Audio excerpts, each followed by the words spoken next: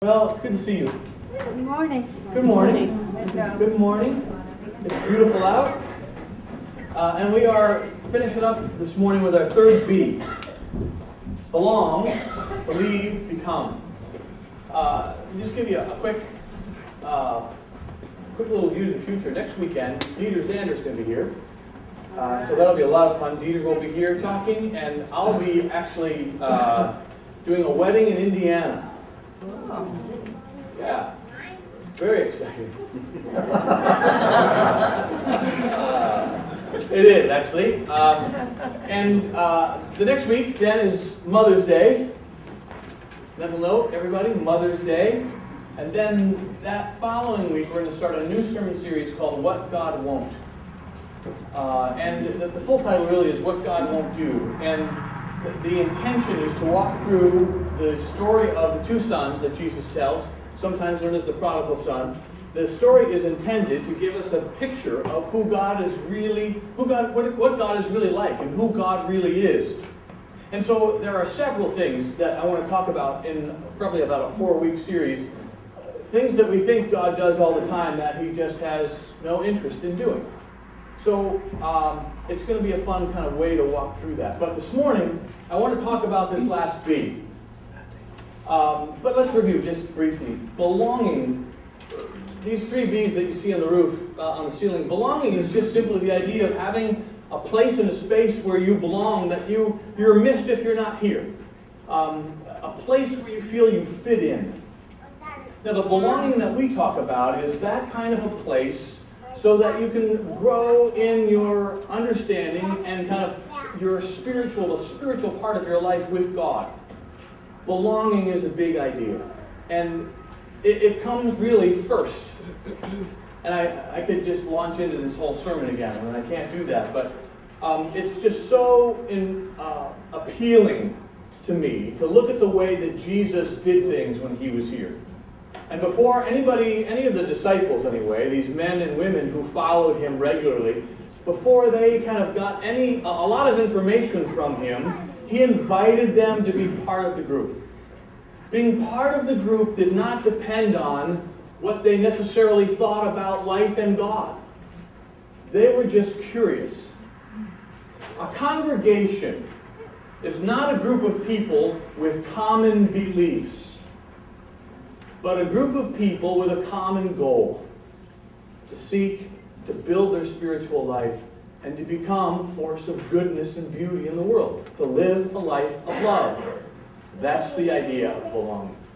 Believing is not just giving mental assent to certain, kind of dogma. Believing is actually, the word is actually incarnational. It's allowing what you're learning to become part of you so that you grow and change. That's the idea of believing. It's not like signing your name to, this I believe, and I believe this, and I believe that. Believing is actually growing and changing in the way you live every day. That's the idea of believing. It's something that happens over time as you belong together. So, becoming. Really, the biggest question I have when we're talking about this last B is, what is it that we're supposed to be becoming? That's a good question. And there's all kinds of good answers. And I want to walk through it with you this morning briefly, and then talk about a new way of kind of experimenting with this for a month or so. So listen to this. This is going way back to the very beginning when God's the creation account is recorded. Now, unless you can read Hebrew, you really can't appreciate the beauty of this epic poem that is written down in Genesis chapter 1, 2, and 3. It's written to help people thousands of years ago understand where things may have originated. It's not intended to be the kind of exact accounts of where everything came from, but this is a way to think about this. And so the poet writes, and I love the way the poet writes. The poet uses, first of all, a plural name for God in Genesis 1. It's this word Elohim. And it just carries the idea of a fullness of God. Not just, in fact, the language, in the language of Genesis chapter 1, 2, and 3, when God is referred to, he's referred to always with a plural pronoun. Us, we. It's remarkable. There's a lot more going on here than we have really ever imagined. And so listen to this part of the creation poem. God spoke. Let us create human beings in our image. There's that plural pronoun. In our likeness. Make them reflect our nature so they can be responsible for the fish of the sea, the birds of the air, the cattle, and yes, the earth itself, and every animal that moves on the face of the earth. God created human beings. He created them God-like, reflecting God's nature. He created them male and female. That's remarkable. It's a remarkable passage of Scripture. Now, the translation of the Bible, the King James translation that I was raised on, uses a very different word, same Hebrew word, but rather than let him be responsible for the earth and all of these things, do you remember, if any of you have been around like for 1,000 years, do you remember what the King James Version translated that phrase as? Dominion. Let him have dominion over them. And so what's happened over the last 2,000 years is a lot of times people who hold this book to be their spiritual book have not cared for, in a responsible way, the earth and everything in it. Because the thinking is, well, it's ours. We have dominion over it. And dominion isn't a bad translation. It's our understanding of that word that's not very helpful. The idea is God creates and then He hands us this beautiful creation and says, here, manage this for me. Be my hands and feet in this physical place. Now, what does that have to do with what we're supposed to be becoming? Well, the two words in this passage, image and likeness, are remarkably important. Let us create mankind in our image and in our likeness. They're two of the most significant concepts in the Scriptures. Richard Rohr, a writer that I have come to know and love, says this about these two words and this passage. If it's true, it means our family of origin is divine, and our core is original blessing, not original sin. Now, how many of you growing up going to kind of church things heard of this term, original sin? Wow. Yeah. Now, here's the amazing thing. And I may get bogged down here. Forgive me if I do. We'll just take another week, okay? Is that okay? Yes. This is just like really good foundational stuff here. And it's very important. Original sin, the term comes from what happens in Genesis 3 when Adam and Eve eat the forbidden fruit. You know the story, and we're going to talk about that in just a few minutes. And so what it indicates is that the original state of man is fallen. But that's just not true. It's only true if you start the story in Genesis chapter 3, right? The original state of man is beauty and image and likeness of God. The original state of man is God-like. Now, small g certainly. But we need to understand that creates a posture towards one another that has to change. In other words, if I think that Robin, at her very core, and this is, I have to say, this is what I grew up with, not with Robin, but the philosophy that says Robin, Strom, or any human being at their very core is depraved. They're sick. They're injured. They're broken. They're sinful. Now, I grew up in that, and so guess what I thought about myself? I believed what the adults around me told me. And as I'm reading this story, and it's in chapter 3. It's not the story. It's not the beginning of the story. And so, as I look at this passage, God says, I'm going to create you in my image and in my likeness. This is what that means. The image of God is written and stamped on every human heart. So if you could kind of, in a extrasensory way, sixth sense kind of way, get to the center of yourself and see your soul, the soulishness of you, you would see God. you would see the image, word is icon. The icon, the representation of God. That's the image of God written in your heart.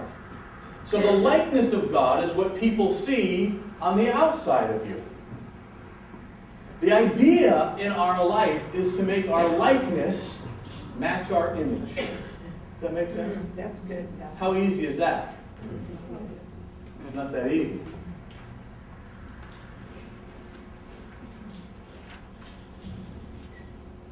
Our insides, image, and our outsides, our likeness, they should grow to match one another.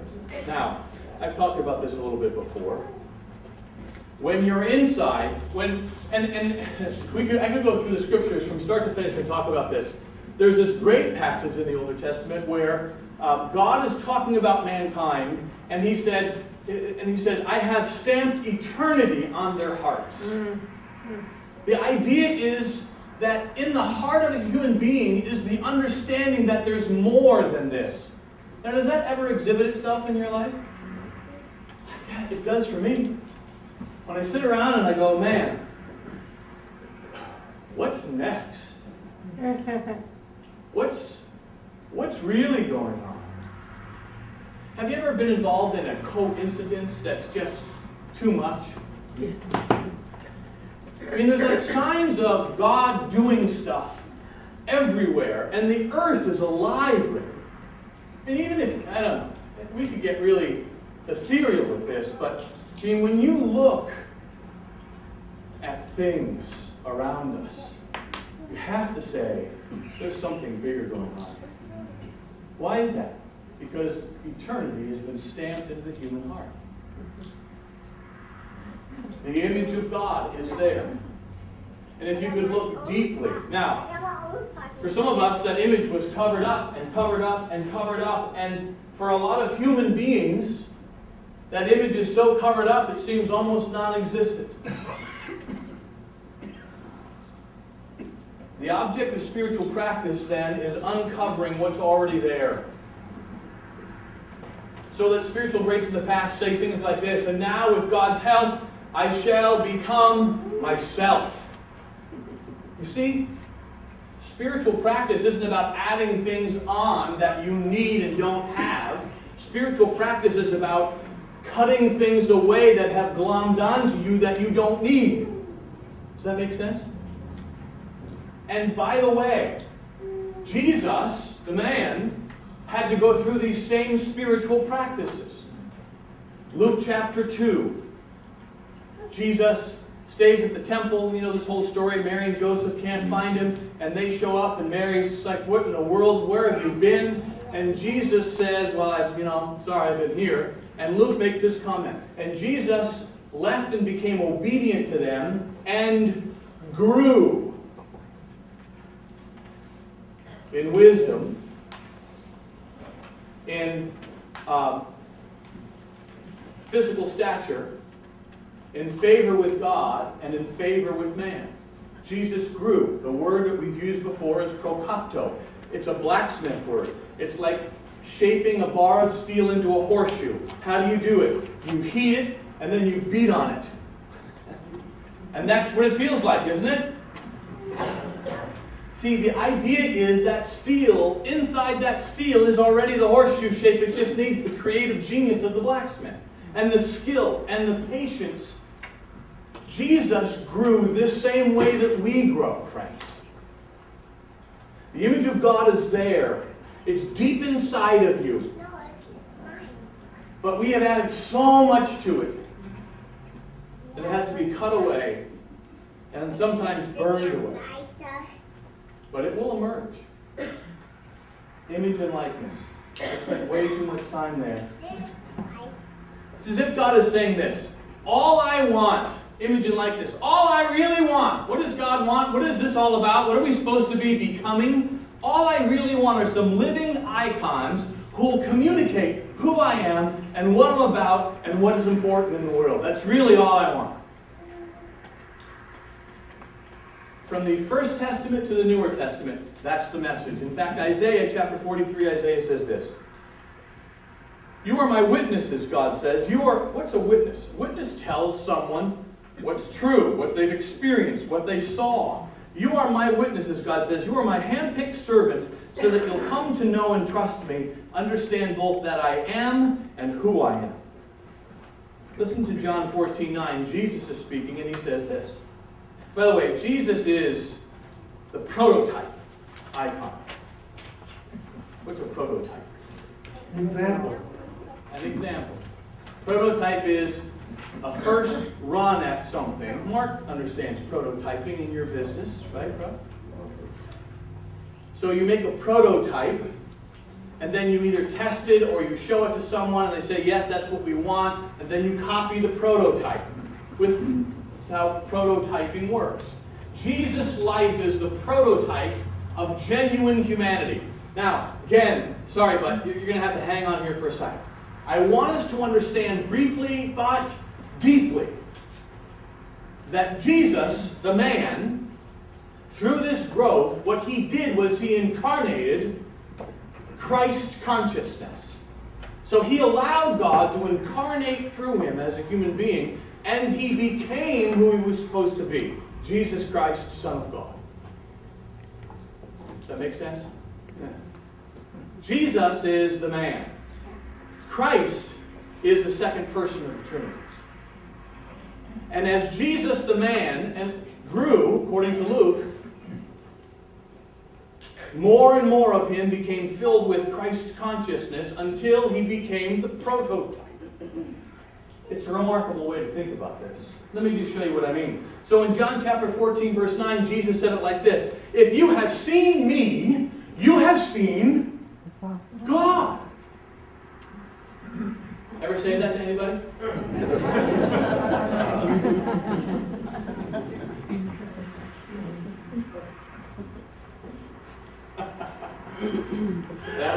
That would be the end of quite a conversation, wouldn't it?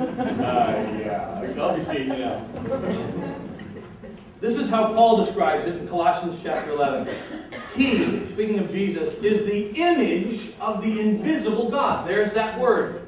The image of God. And then listen to how Paul says it in Romans 8. It's just like, I know that this is a little bit heavy this morning, right? This is like, it's kind of early on a Sunday and you're going, oh man. But hang with me, because this is just like the foundation for so much beauty. God decided from the beginning, from the outset, to shape the lives of those who love him along the same lines as the life of his Son. That is perfect prototype language. I've got this prototype, and I'm going to shape everything I do after that to match the lines of the prototype. The Son stands first in the line of humanity he restored. Did you catch that? The Son stands first in the line of humanity he restored. Now envision a line, and Jesus at the front of it. But one person does not make a line. Guess who's in the rest of the line? We are. We're in the line. We see the original intended shape of our lives there in him. What's Paul saying? You look at the life of Christ, you will see what's possible for your life. Now, does that mean you're going to feed 5,000 people? Does that mean you're... I don't know. I know men and women who feed more than 5,000 people every day, actually. And they do it with dough in Africa. I mean, money, not with dough. But they do. The word that Paul uses is prototokos. Sorry. It's the word, it's two Greek words that we get our word prototype. It just means the first one that's been born. So what are we saying? Well, saying this, our lives are supposed to look an awful lot like the life that Jesus lived. Now, that's not easy. So because it's not easy, what mankind has done over the years is created religion. Now, when I use the word religion, I'm not talking about it in a very positive way. I'm talking about kind of systematic religion and lists of do's and don'ts and those kinds of things. So rather than just following the prototype, which is messy, it's messy to live that way. It's much neater for someone to say, this list is what you should do. Do this. It's neat and clean. And it exhibits a great deal of self-discipline. The most self-disciplined people can keep those lists. I was never one of them. It also creates a sense of self-sufficiency. Just tell me what I have to do to make God happy and I'll do it. Well, if you're asking that question, you can't. I mean, because God's already happy. It's like one of your children asking, what do I have to do to be your son or your daughter? You didn't have anything to do with it. Or your dad and I. It's already done. Religion does not help us very much to be fashioned into the image of Christ. It helps us to be perhaps moral. But if religion makes you more moral, it almost always also makes you more proud and more judgmental. That's been my experience. And that was the experience of Jesus, who looked at the Pharisees as those kinds of people and said, you guys are in such deep trouble because you think you're doing this, but you're missing. So, what are we supposed to be becoming? Becoming a fully restored human being is the idea. It's a way of life that accepts our responsibility to join God in His work in the world. Remember the first passage? I'm going to give them responsibility for everything that you see. So sometimes people say, well, how could God let this happen or let that happen? And I don't know the answers to that. But I do know that it's not God's job to, and this is going to sound a little funny, but bear with me here. It's not God's job to feed starving people. There's just an amazing earthquake in Nepal. We have a friend there. His mother's house demolished, and it's not God's job to rebuild that house. Whose job is it? So we have some friends who know this person, and guess what they're doing? They're writing a check to have the house rebuilt. What they're doing is joining God in His work in the world. That's how it works. God can't lay bricks and mortar. God doesn't put His arms around someone who's struggling. He doesn't have any arms. I mean, right? God is not just a being. God is being. God is the root of all beings. But He doesn't have physicality. That's why Jesus was so important. And when Jesus showed up, what He said was, if you want to know what God is like, look at my life. And by the way, your life can be just the same way if you allow God to fill you as I have. Can you imagine that? So what are we supposed to be becoming? Fully formed human beings? So when you say, I'm sorry I did that, I'm only human, I say, not true. You're subhuman. If you're talking about something stupid that you've done, it means you're not acting like a human, because a human, in our virtual kind of original sense, we are image and likeness bearers of God. So when you say, I'm only human, what that means is, when you see me, you're reminded of God. That's amazing to me. How do we do it? Well, I've said this before, and I'm going to say it again, and I'm going to continue to say it. The idea is simply this. We are living a life in union with the Son. Now, the Son, the Christ. Living in union with the Son, in the service of the Father, through the power of the Spirit. There's the Trinity. And by the way, for the benefit of the world, by the way, the three B's are intrinsically Trinitarian. The Father invites us to belong. He is always the one that invites us to community. The Son is the one that invites us to believe, to incarnate. He is God incarnate. And the Spirit is always the one that empowers mission to become. It is the Trinity, the three B's. And so our work is to join the Son in the work that He's already doing, in His service to the Father, through the power of the Holy Spirit for the benefit of the world. That's our work.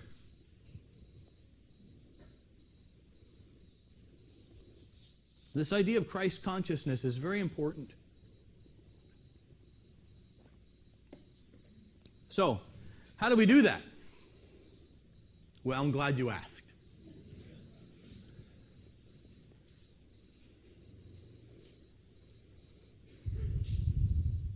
I'm going to suggest a way to kind of rearrange a little bit of your life every day to join God in this thing that take our responsibility.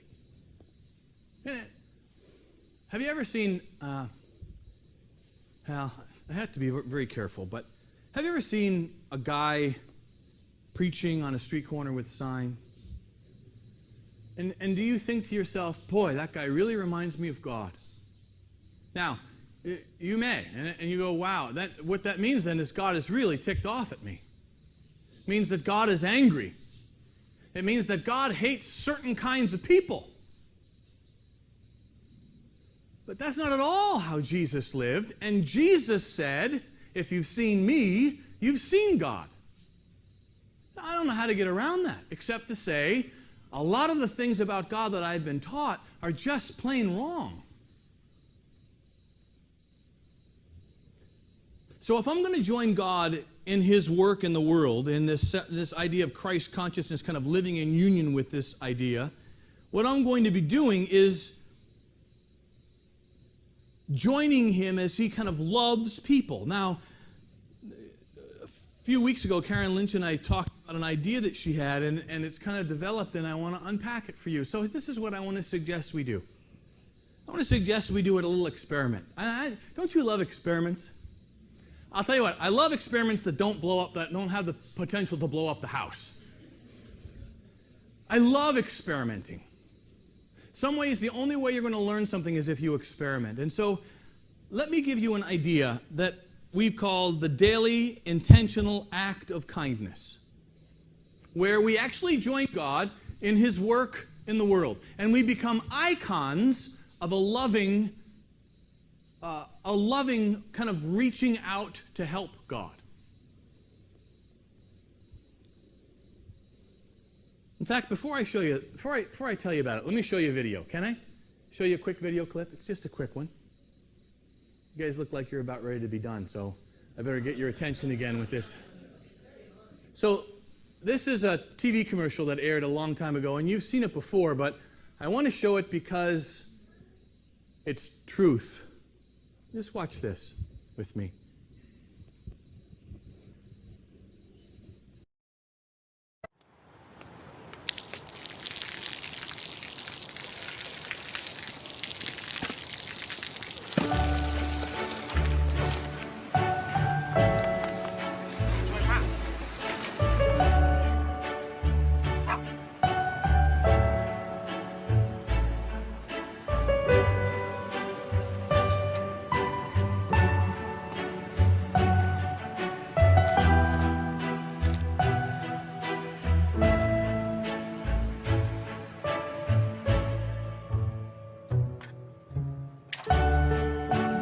เขาจะได้อะไรถ้าเขาทำแบบนี้ทุกวัน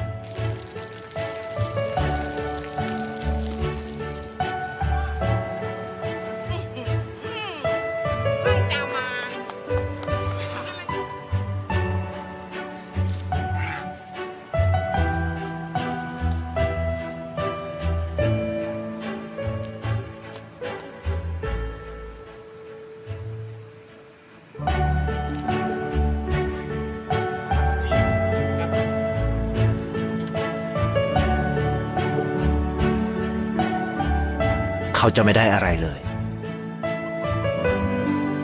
ไม่ได้รวยขึ้น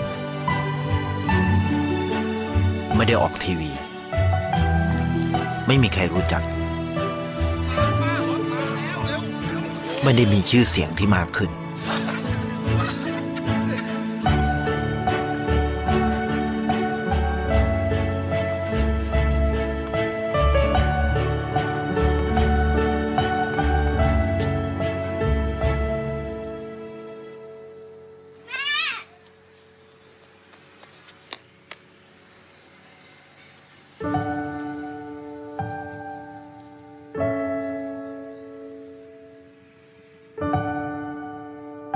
เพราะสิ่งที่เขาได้ คือได้แค่ความรู้สึก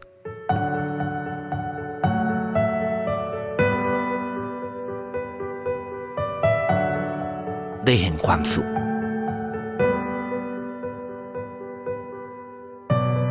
ได้เข้าใจ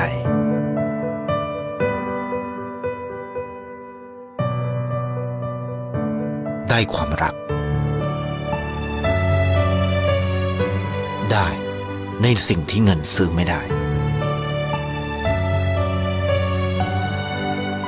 ได้โลกที่สวยงามกว่าเดิม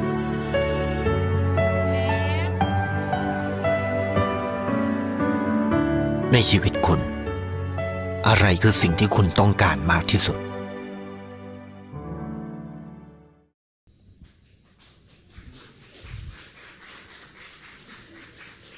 There's some papers that we have some people that are going to pass out.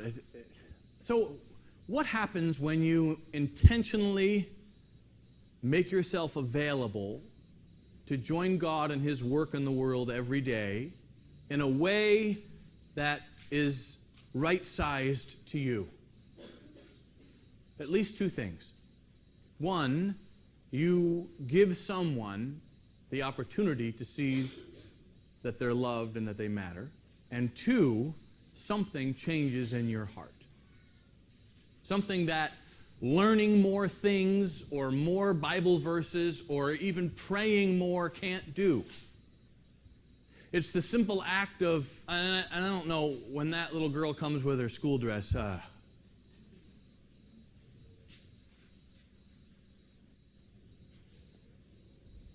So what we're handing out is just this idea of a 30-day commitment to say, you know what I'm going to do is I'm going to commit for 30 days, starting May 1st, that's Friday. For 30 days, I'm going to pray this little simple prayer in the morning, and it's this prayer. God, I rise today with the understanding that you have watched with love as I have rested. My hope today is to be more fully molded into your image in our world by joining you in your work. Please help me see and hear where and how my feet can be your feet, my hands can be your hands, my voice can be your voice. I am committed today to an intentional act of kindness to communicate love wherever I can. Please show me the way. You pray that prayer, and then you live with a sense of awareness during the day. You pay attention. And then you act on what it is you see that needs to be done. And then, at the end of the day, just briefly journal about your experience and importantly, what it's done inside of your heart. Now, that's a 30-day commitment. Why? Why? Because that's what it means to follow the prototype. And that's our work. This is how we begin to take responsibility that God has given to us. We begin to become part of the solution and not part of the problem. As we get ready for communion, let me read you a passage. Now, this gets a little funny for some people. They say, well, wait a minute. Oh, boy, I don't know. I mean, I've heard my whole life that salvation is this and that, and now you're telling me to do these things. And listen to what Jesus says at the end of his life in Matthew chapter 25. When the Son of Man, he's talking about the future, when the Son of Man comes in his glory and all the angels with him, he will sit on his throne in heavenly glory. All the nations will be gathered before him, and he will separate the people one from another as a shepherd separates the sheep from the goats. He will put the sheep on his right and the goats on his left. Then the king will say to those on his right, "Come, you who are blessed by my Father, take your inheritance, the kingdom prepared for you since the creation of the world. For I was hungry, and you gave me something to eat. I was thirsty, and you gave me something to drink. I was a stranger, and you invited me in. I needed clothing, and you clothed me. I was sick, and you looked after me. I was in prison, and you came to visit me." Then these people will answer, "Lord, when did we ever see you hungry and feed you, or thirsty and give you something to drink? When did we see you as a stranger and invite you in, or needing clothes and clothe you? When did we see you sick or in prison and go visit you? And he will reply, I tell you the truth, whatever you did for one of the least of these people, you did for me. What is that? It's simply an intentional act of kindness. Comes out of a heart of love. When you're growing to live a life of love like Jesus lived, you become aware that God is at work everywhere all of the time, and your deepest desire is to join him in that work and to let him use your hands and your feet. God doesn't help old ladies across the street. God, he just doesn't do that stuff. Why? Because he doesn't have a body. Well, wait a minute. He does. It's right here. And it's right here. And it's right here. And it's right here. And it's right here. And it's right here. And it's right here. And it's right here. And it's right here. The Apostle Paul says, together we are the body of what? Christ.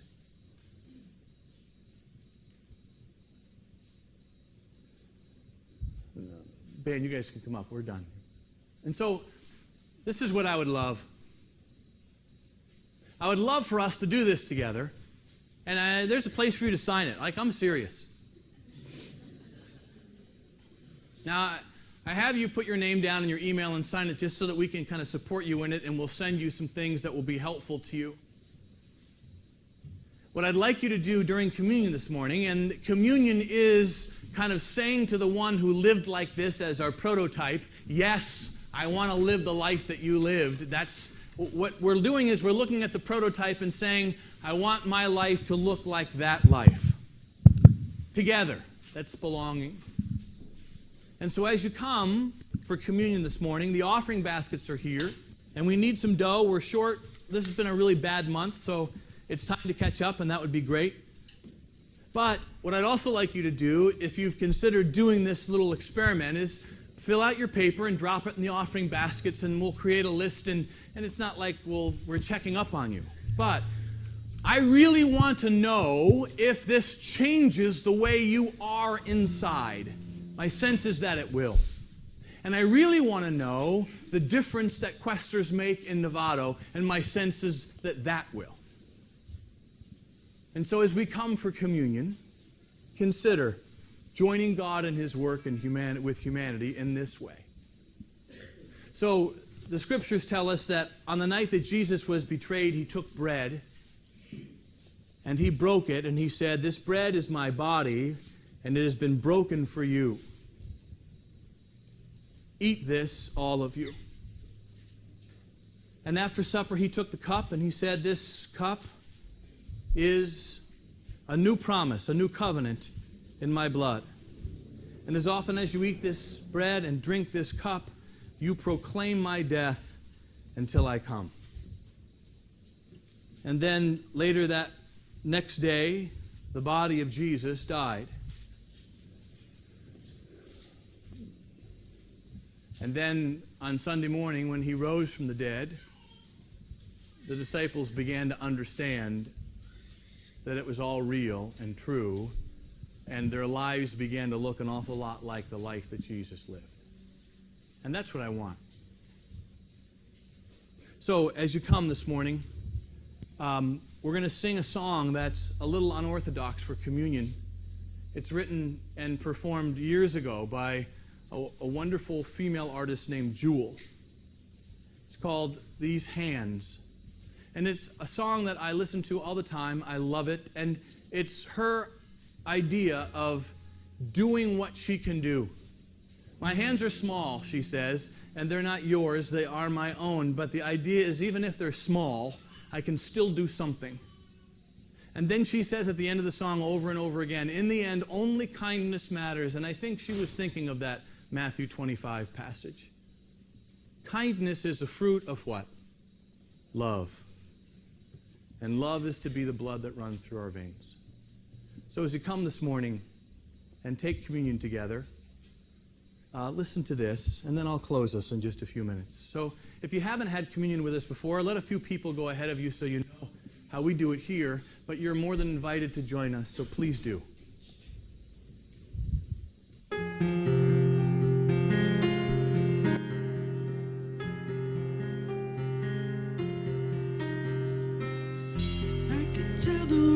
just one thing, it would be all okay. Not to worry, 'cause worry is wasteful and useless in times like these. I won't be made useless. I won't be alone with despair.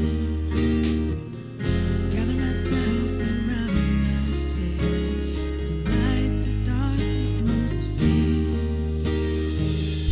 My hands are small, I know, but they're not yours. They are my own, but they're not yours. They are my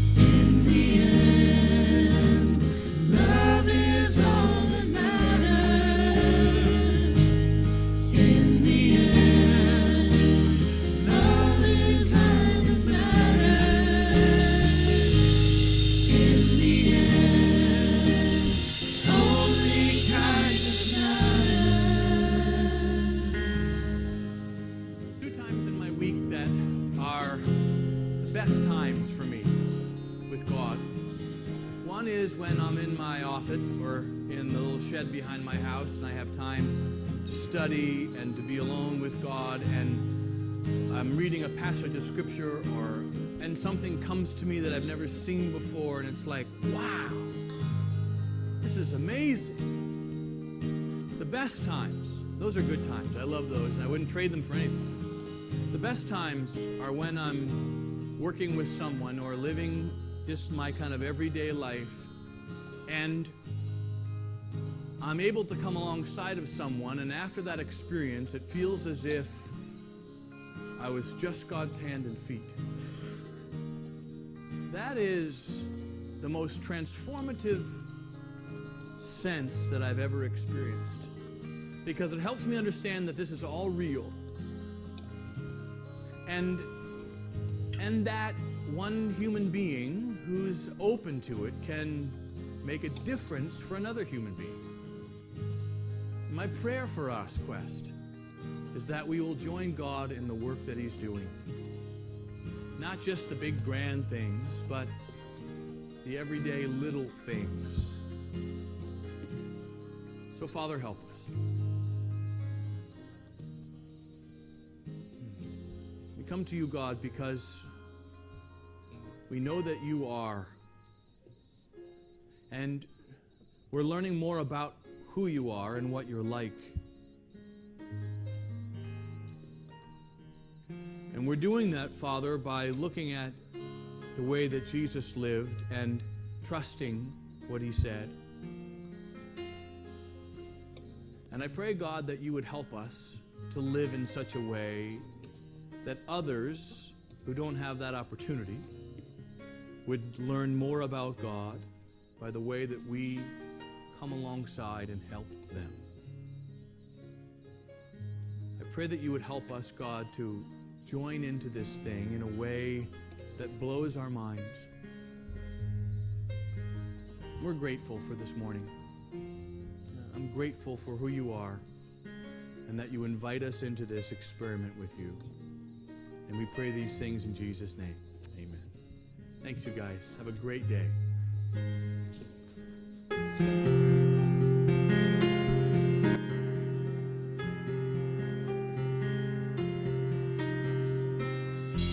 could tell the world just one thing, it would be all okay.